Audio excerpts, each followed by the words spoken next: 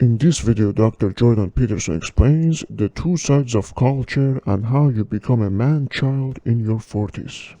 Your being is limited and flawed and fragile.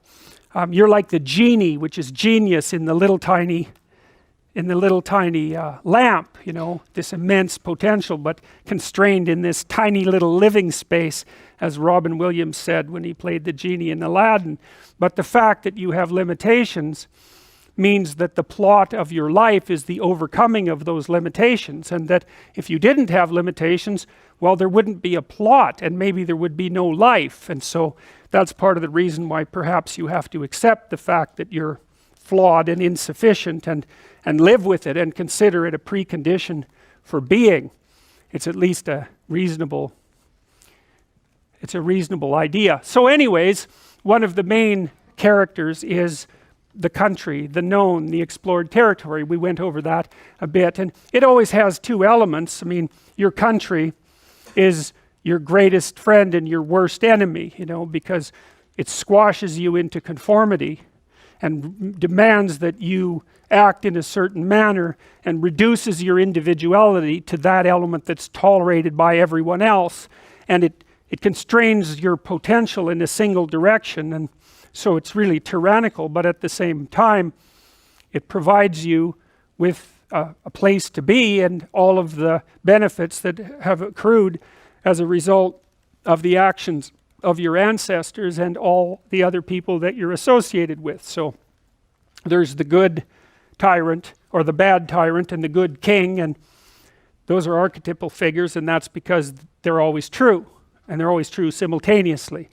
You know, which is partly why I object to the notion of the patriarchy, because it's a it's the what do you call that? It's the apprehension of a mythological trope, which is that of the evil tyrant, without any appreciation for the fact that the archetype actually has two parts, and the other part is the wise king. And you know, you can tell an evil tyrant story about culture, no problem, but it's one-sided, and that's very dangerous, because you don't want to forget all the good things that you have while you're criticizing all the ways that things are in error.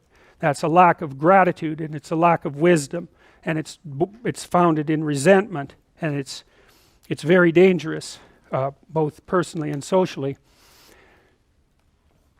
I told you that Captain Hook is a tyrant because he's got this crocodile chasing him, and the crocodile has a clock in its stomach, and that's death. It's like, obviously, right? Tick, tick, tick, tick.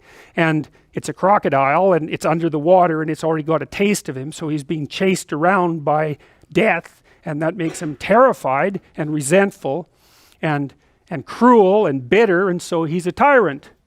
And he wants to wreak havoc everywhere. And then Peter Pan, of course, looks at Captain Hook and thinks, why the hell should I grow up and to be a tyrant and sacrifice all the potential of childhood? And the answer to that is the potential sacrifices itself if you don't utilize it as you mature, and you just end up a 40-year-old lost boy, which is a horrifying thing to behold. It's almost as if you're the corpse of a child, the living corpse of a child, because who the hell wants a 6-year-old, 40-year-old?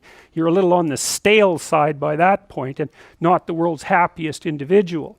So you know, your potential is going to disappear because you age anyways, and so you might as well shape that potential in a particular direction and at least become something, no matter how limited, rather than nothing.